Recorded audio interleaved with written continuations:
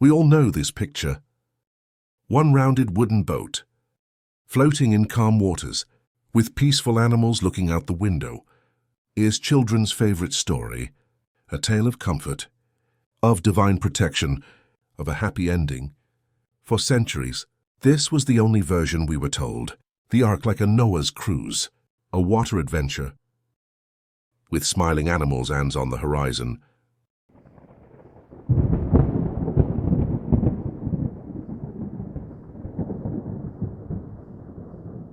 But the reality, it was a nightmare.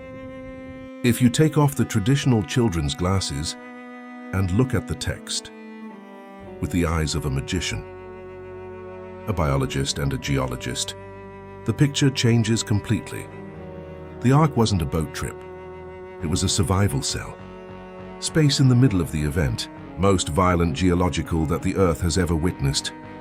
We are talking about a vessel, bigger than a football field. Without rudder, sem motor, no side windows, locked on the outside, carrying thousands of biological creatures, tons of food and 8 terrified humans, floating in total darkness for over 1 year.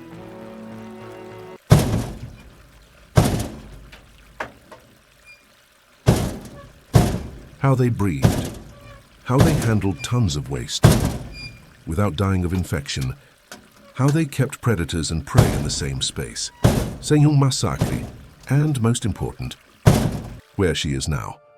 Today let's dissect forbidden engineering, the impossible biology, and the psychological terror of Noah's lost world. Because this is not a story of blind faith, it's a survival story, against all odds. To understand why the Ark was needed, first we need to understand who Noah really was, and most important, what he was fighting against.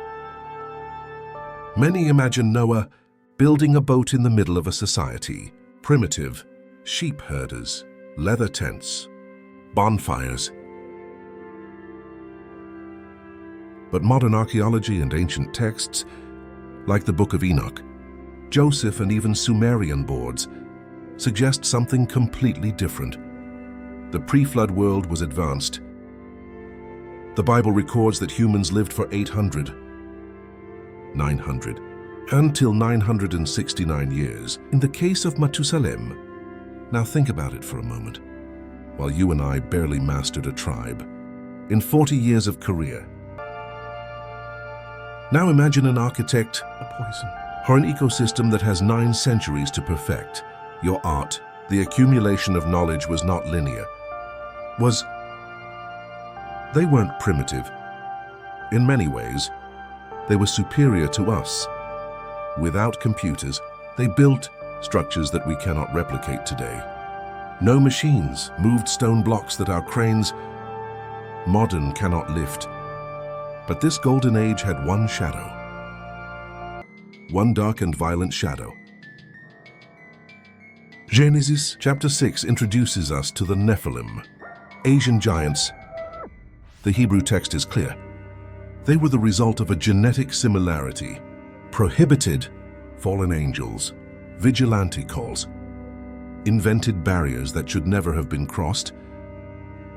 The result, 6, verse 11, describes the earth as full of violence. But it was not common violence. The Hebrew word used is branches. Unjust violence, structural, systemic, total chaos. Human DNA was being corrupted. The label was being changed to creation was being destroyed from the inside out. The flood was not an act of random divine rage. It was emergency surgery, a planetary chemotherapy, to save the last remnant of pure human DNA before it was too late.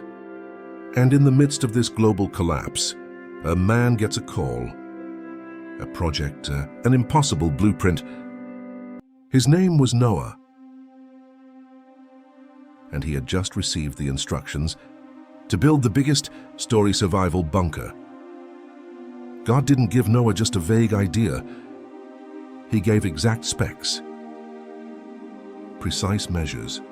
6. Verse 15. Registry, 300 cubits long. October 50th. 30 high.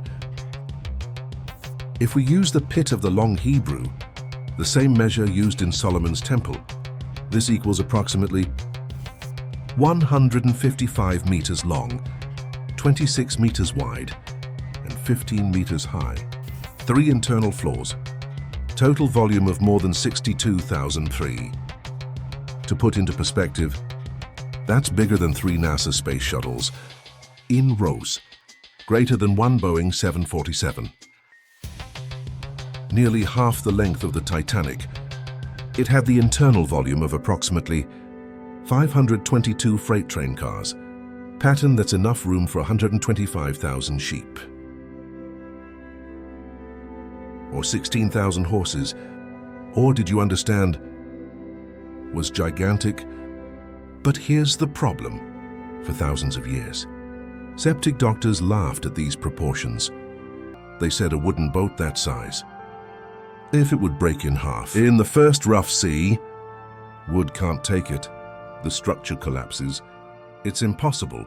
Until in 1993, something changed. The South Korea Naval Research Center, known as CRISO, one of the most respected world naval engineering institutes, decided to test the Ark design. They created scale models, computer simulations, wave tank tests, with extreme storm simulations. Their conclusion shocked the modern scientific world. The length ratio, arc width and height, 30 by 5 by 3. Here's what naval engineers call the pattern. Stability gold. The Ark was not designed for speed. She didn't need to navigate. It was designed for one thing, be unsinkable. The study showed that the Ark could tilt nearly 60 degrees in a colossal wave, and yet self and return to vertical position. Alone. No modern ship is designed with such no safety margin, but there was a detail in the construction that still confuses specialists. 6. Verse 14 says, make the waffle wooden chest. This word appears only once in the entire province. Nobody knows for sure what waffle wood is. Some translators suggest cypress, others cedar. But modern structural engineers lift one biological theory. And if Gopher wasn't one type of tree, but one technological process, laminated wood, layers of wood glued with natural resins, super resistant, set one composite material, stronger than any single board, lighter than stone, stronger than metal more, durable than normal wood. Think in offset, modern, but on a scale and sophistication that we lose, and has more. Says that Noah covered the ark inside and out with bitumen. Bitumen is basically natural tar. Total waterproofing. No leaks, no cracks, no infiltration. Noah wasn't building a raft. He was building a floating bunker, a safe, a weather forecast, designed to face the impossible. But naval engineering was just the beginning of the problem. Because inside that safe, he needed to keep thousands of creatures alive for more than 1 year. And here's where the story gets really interesting. The million-dollar question, the objection that every skeptic raises. How Noah put millions of species in the ark. The short answer, he didn't finish, and he didn't need. See, the cell does not use the word species. A modern concept of taxonomy, she uses the Hebrew word me, which means basic type or genre. Think of me as a broader category. One Noah didn't need to take one couple of Dalmatians and a poodle, one of German Shepherd, uno de Chihuahua, one coyote and one wolf. All these animals came from a single ancestor, common canine. Noah only needed to take a couple of the canine genus, basic to microevolution. Genetic adaptation and natural selection would take care of the rest after the flood. Creationist scientists, and yes, they exist, with PhDs in biology, calculated that reducing to basic genres required Noah would need space to approximately 7,000 land animals on board. Not millions. 7,000. But there's another secret. Note that children's paintings always ignore the size of the animals. Think like a survival strategist. You don't take an African elephant, 6-ton adult, for an emergency boat. He eats 200 kilos of food a day, drink 150 L of water, occupies huge space, and has no reproductive future ahead of it.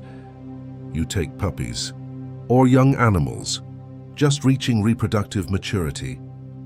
They are smaller, but docile, eat much less, and has decades of reproductive potential. In the new world, it's basic survival logistics. With this strategy, the animals would occupy less than 40% of the total ark volume, or rest. One dehydrated meal, compacted hay, stored grains, drinking water in reservoirs, and living space for Noah's family and your survival tools. 8 people, Noah, his wife, your 3 children, Senkum, and Japheth and his 3 wives, last 8 humans with undetected DNA, the last representatives of original humanity. Everything seemed possible, difficult, but possible. Engineering was solved. He calculated logistics, the animals on board, all stored food. And then the door closed, and outside, the world began to die. Seba, verse 11. In the year 600 of Noah's life, in the 2nd month, at 17 days of the month, that same day, all the sources of the great abyss were broken, and the windows of heaven opened. Many think that the flood started with rain. No, the rain was terrible. Almost irrelevant. The text describes something much more violent. A global geological rupture. The theory of hydraulic plates, proposed by creationist geologists, suggests that the Earth's crust, much thinner in the past, left groundwater, prey under immense pressure for centuries, exploded into the atmosphere with supersonic force. Imagine geysers the size of skyscrapers, jets of water hitting the stratosphere, instantly freezing and falling back like bombs of ice and mud. It wasn't rain. It was 3, the continents, before we had a single landmass, came out to separate, not in millions of years, in days, weeks maximum. The energy released was equivalent to millions of bombs, simultaneously detonating. Submarine volcanoes erupted in a chain. Around the globe, the water of the oceans began to boil. In some places, mountain-sized tsunamis sweep entire continents. Inside the Ark, the sound must be maddening. The constant ranger of Gopher wooden beams, moaning over the impact of waves the size of buildings, the rumble of tsunamis hitting the hull, the cry of animals, the family cry, the desperate prayers. They couldn't see. The Ark had only a small window at the top. He was afraid, put on a skylight. But in the midst of global storms, it didn't bring light, only the darkness. They couldn't control where they were going. The Ark had no rudder, had no candles. They were completely mercy of the waters. Was the greatest test of faith in human history, be locked in the dark, without control as the world outside teased, not knowing if the next wave will break the hull, not knowing if they will survive the next hour, the more the next day or week or month, and it went on for 40 days. The rain fell, percent and 50 days. The waters floated. In total, they stayed in the Ark for 370 days. 1 year and 5 days, more than a year locked in the dark. More than a year listening to the world die out there.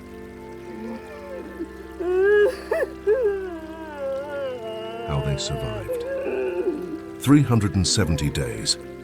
It brings us to the problem that no children's painting never approached, the health problem. Sheep, cattle, goats, elephants produce tons of waste. Continues, an adult elephant produces 50 kilos of manure per day. Multiply this by 7,000 animals. In a closed environment, without adequate ventilation or methane, ammonia and other toxic gases, would kill everyone on board in less than a week. So how did Noah solve this? The answer lies in two old technologies that we have only recently. First, Omunpul, lunar well. It's an ancient naval technique where you leave an opening, controlled in the center of the lower hull, looks right angle. Let water in, but not water rises and falls through the hole. As the vessel swings, choose a natural piston effect. This constant movement pumps fresh air in and sucks the addicted air out. Passive ventilation, without electricity, without engines, just physics. Second, slatted and sloping floors. The ground wasn't solid. It was made of spaced slats. The waste would fall through the slats to the lower floors. The gravity and constant sway of the sea would make the waste run away, naturally to drainage areas, where they would be washed by the water that entered through the mumpul, or simply decompose into isolated areas. It was brilliant engineering. Passive, self-sustaining, but it only solves half the problem. And the food, and the water, and the violence. Here comes something scientists call stoning. Is one deep torpor state, one form of stress-induced hibernation. Confinement and darkness involved. It's not magic, it's biology. Many reptiles, amphibians, and even some mammals can enter states of metabolism, extremely reduced when exposed to environmental stress conditions. Slow breathing, minimum heart rate, almost zero energy consumption. Aggressiveness, non-existent. Un animal en torpor can survive with only 10% of the food that you would normally need. God didn't need to make constant madness. He simply activated the biological systems that he himself had designed from the beginning. It is very likely that the vast majority of animals, the year of the flood has passed. Sleeping, low metabolism, little food needed, zero aggression. The ark became a silent dormitory. One weather forecast floating over one ocean of death. 8 conscious humans. Agreed. Vigil. Feeding the few animals that didn't go into torpor. Changing oil lamps. Praying, waiting. And every day, the same question hammered their minds. Will it end someday? 8. Verse 4. In the 7th month, on the 17 days of the month, the ark rested on the mounts of Makor. After 370 days celebrating, the ark brought stopped. Not on a smooth beach, not in calm waters, but in the mountains of Ararat, a cold red volcanic chain. Hostile at an altitude of over 4,000 meters above sea level, Noah sent a crow. The crow didn't come back after Adove. The first time, she came back. There was nowhere to land. 7 days later, he sent again. This time, she came back with something in her beak, a branch of intelligence. Bright green. There was hope. The earth was recovering. When Noah finally opened the door and stepped outside, he didn't recognize anything. The cities were gone.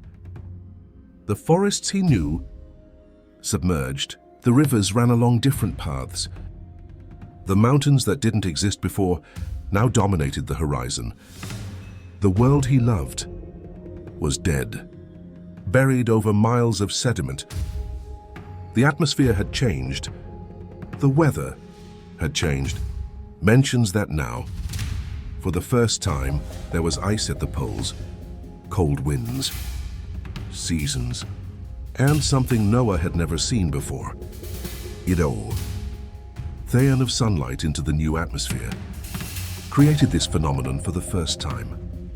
God said, "This is the sign of friendship I make between me and you. I will never destroy the earth with water again." Had survived, but now they face something even scarier. Repopulate an alien planet. Discover civilization from scratch, without modern tools, without infrastructure, with nothing except each other, and the promise that it would never happen again. The first thing Noah did, not build a house, not plant food. He built an altar and worshipped because he understood something that few understand today. Physical survival is indispensable, no spiritual purpose. So what happened to the Ark wood? She rotted. Will not be. Or is she still there? For decades, commercial pilots, military intelligence agencies, and reported seeing something strange on Mount Ararat. One anomalous structure, too symmetrical to be natural. Buried in ice at an altitude of 4,000 meters. The government of Turkey classified the area as a restricted military zone. Coincidence, maybe. But in 2010, Uwan Bell team, Turkish exploration claimed to have found something: petrified wood structures, internal compartments, vertical beams, all in the exact dimensions described in ground penetration radar technology. Detected a massive rectangular shape buried in the mountain, 155 meters long, 26 meters wide. The exact proportions, wood samples, were collected and dated by carbon-14 in approximately 4,800 years, as compatible with chronologies. But here's the problem. No one got a complete excavation. The ice is too thick. The weather is deadly. Access. It is politically complicated, and so the greatest physical evidence of history remains buried. Hidden, waiting. If this is really Noah's Ark, this isn't just an old piece of wood. It's the physical proof that humanity has undergone a global reset. That we, you and me, we are descendants of only 8 survivors. That the story we were told, it's not a fairy tale, is ancestral memory encoded in sacred text. Noah's Ark was not a cruise, was one survival cell, designed by one engineer who understands hydraulics, biology and engineering better than any human. It was a bunker, sparkling wine that replaces the last spark of life, while the world was washed and restored. And if the evidence is correct, she is still there, on ice, waiting to be revealed. The question is no longer, did it happen? The question now is, we are ready for the truth. This is just the first story. The secrets of friendship go much deeper. If you want to unlock that they never told you, sign up now.